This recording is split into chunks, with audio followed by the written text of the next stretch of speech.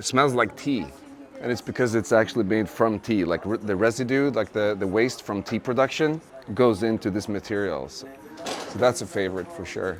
Lui, c'est Felix von Bader, le cofondateur de la marque Deadwood, quelques heures avant son défilé à la Fashion Week de Copenhague. C'est la 3e fois que cette marque suédoise participe, et ce n'est pas pour rien.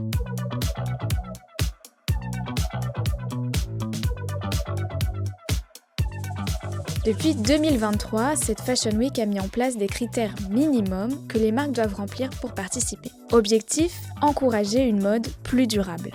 C'est une première en Europe. Elle a depuis été suivie par la Fashion Week de Berlin et récemment par celle de Londres. Cette initiative a été saluée par beaucoup, critiquée par d'autres. Alors, est-ce une campagne de communication réussie ou ces nouveaux standards pourraient-ils révolutionner l'industrie de la mode ? Faudrait-il aller encore plus loin ? On est allé sur place pour comprendre.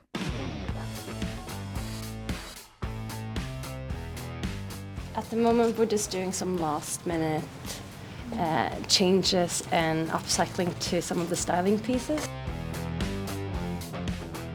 Our thing from the beginning has been to use waste materials, basically.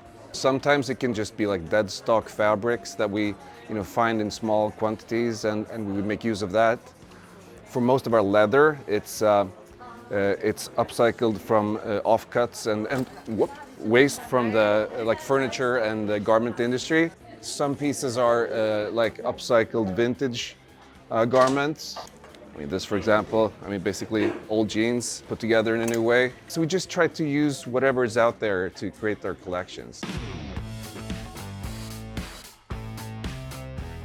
There have been pretty high standards in terms of sustainability coming from Copenhagen Fashion Week for all the 3 shows, which is cool for us. It's sort of the sustainability aspect is embedded in our DNA, so the standards are high, and I think a lot of brands are struggling to meet them, which is good. So for now, I think it's a good level. But we as brands, we can always do better. No brand is zero polluting, or no brand is perfect in any sense.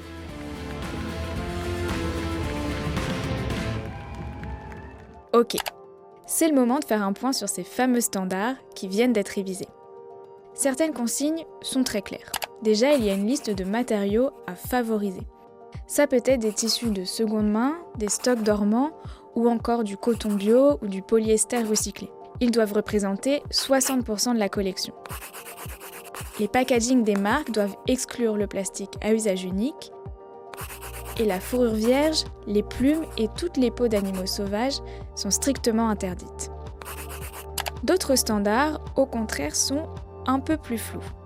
Les marques doivent réduire les déchets et les émissions de leurs défilés. On leur demande aussi de créer des produits de qualité et d'informer les consommateurs sur l'importance de la longévité, peu importe ce que ça veut dire. Enfin, certains sont simplement alignés avec les réglementations européennes, comme l'interdiction de détruire les invendus. Alors, est-ce que les fashionistas qui ont fait le déplacement à Copenhague ont entendu parler de tout ça ? No. I'm not going to pretend I know everything, because that has always bitten me in the arse. Ça fait maintenant 3 ans que je la fais. Et justement, c'est pour toutes ces valeurs-là que j'aime bien venir. It's very nice that Copenhagen Fashion Week is that one, but it's really talking about it. I'm participating every year, in different fashion week, and for example, in Milan Fashion Week, in Paris Fashion Week, or in New York Fashion Week, no one talks about that, no one cares. Bon, la Fashion Week de Copenhague serait donc à la pointe, la plus écolo d'Europe même. On a eu un petit doute en voyant le principal sponsor de l'événement, Zalando, un site de revente qui a été épinglé par la Commission européenne pour greenwashing et dont l'empreinte carbone en 2021 était 2 fois plus importante que celle de l'Islande. Et on n'est pas les seuls à l'avoir remarqué, en cherchant un peu sur internet, on est vite tombé sur plusieurs critiques. Il y a par exemple cette activiste et youtubeuse danoise, Gitte-Marie Johansson, qui a posté une vidéo à charge l'année dernière. Ses critiques ? Zalando, bien sûr. Maybe these minimal standards are for small brands and not big collaborators. Mais pas que. The problem is with those requirements is that they have nothing to do with sustainability, and they also really have nothing to do with requirements. they're very soft and they often end up being almost optional. So we have a lot of lingo that's very vague and that doesn't really invite further proof or evidence or data-backed evidence overall. We even have the data that shows that, well, these things aren't actually making a difference. Like there isn't a lot of carbon-related benefit in changing the material. Enfin, ces standards minimums ne s'appliquent pas à toutes les marques présentes à la Fashion Week, mais seulement à celles qui souhaitent organiser un défilé ou autre événement officiel. Bref, tout n'est pas tout rose, enfin vert. Et on a voulu en parler directement avec la directrice en charge du développement durable de la Fashion Week. You will always find critics that will find our work, no matter what we do, not enough and not sustainable at all. Zalando has been now a really long-term partner of Fashion Week. Of course, I think as with all bigger organizations, they are usually also the first ones to be attacked when it comes to sustainability due to their size. Whereas a lot of times they also sit with actually a lot of expertise in-house. On a aussi voulu savoir comment la Fashion Week a choisi ces critères et ce qu'ils répondent aux critiques sur leur manque d'ambition. So what we wanted to do is to be very holistic about it, because we know that we are not that in-depth kind of organization that can go super deep in one topic, but we work with brands really across the field, so many different sizes and setups and so on. So it was really important that the framework allows for certain flexibility on how brands work with sustainability. What we also really want to communicate is that the minimum standards, who are the admission criteria, they are called that for a reason. So they are not called super ambitious sustainability agenda or anything. Definitely they do not mean that once a brand lives up to those, they can go out and say we are super sustainable and we do everything right. That is definitely not what we want to achieve with them, but we want to have kind of a common language and a common ground that you know, okay, when I go to Fashion Week as an attendee, for instance, you know that the brands have a certain level. Alors, Guy-Marie, convaincu? So my criticisms still seem to stand. I think we need to be able to demand more and not just be grateful that someone is doing something, because what they're currently doing just isn't helping the way that they're saying it is. But I think one of the problems is here that we want to be sustainable, but we don't want to change. And that simply is not going to work together. Even though you're trying to be conscious of materials and responsibility, all really vague stuff, if you still produce a lot of new collections focusing on trends and more like short-sighted ways of expressing fashion, I think that is the root of the problem.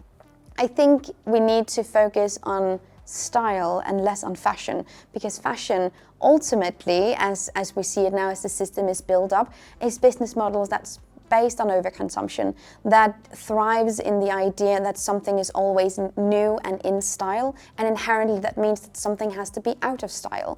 It means that consumers can never catch a break, and a lot of these businesses are built to make us feel worse about ourselves, to let us know that the sunglasses or the hat or the shoes or the bags that we bought last year are now not cool anymore. Why are they not cool anymore? L'industrie textile est responsable de 10% des émissions de gaz à effet de serre au niveau mondial, d'après les Nations Unies. C'est plus que le transport aérien et maritime. Et malgré leur image écolo, les pays nordiques ne font pas mieux que les autres. En moyenne, une personne du nord de l'Europe achète entre 26 et 48 vêtements chaque année et se débarrasse de 11 kg de textile par an. Seulement 1% est recyclé. Justement, au Danemark, l'ONG Fashion Revolution organise des workshops sur l'upcycling pour redonner une seconde vie aux vêtements donnés ou jetés car passés de mode.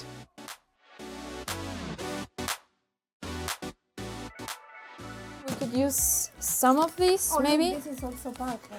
Purple. It's perfect. So you can put like this. Maybe it You sounds see? good. Yeah. Elle, c'est Nazarena Pelleriti. Après avoir travaillé dans la mode haute couture en Argentine, où elle passait des heures à travailler sur un vêtement pour qu'il ne soit porté qu'une seule fois, elle a décidé de venir vivre ici, à Copenhague. In a way, Copenhagen has the biggest marketing for being sustainable, right? So I thought there's where I have to be. And I just hoped that the city would answer my questions. Did it? Yes, and it also brought a lot of other questions because the mark has a lot of initiatives towards responsibility, transitioning, sustainability, but the problem is that because it's a very well-functioning society and they have very high salaries and a lot of disposable income, then they also consume a lot.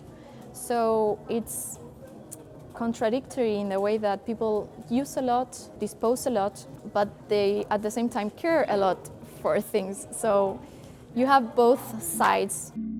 Pour s'attaquer au problème à la racine, il y a un autre acteur de poids qui peut intervenir, l'Union européenne. À partir de 2030, dans le cadre du pacte vert, elle devrait mettre en place sa stratégie pour des textiles durables et circulaires.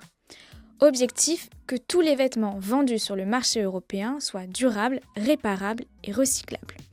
Mais aussi améliorer la compétitivité des entreprises. Finalement, c'est un peu comme la Fashion Week. Bref, on ne renverse pas encore la table.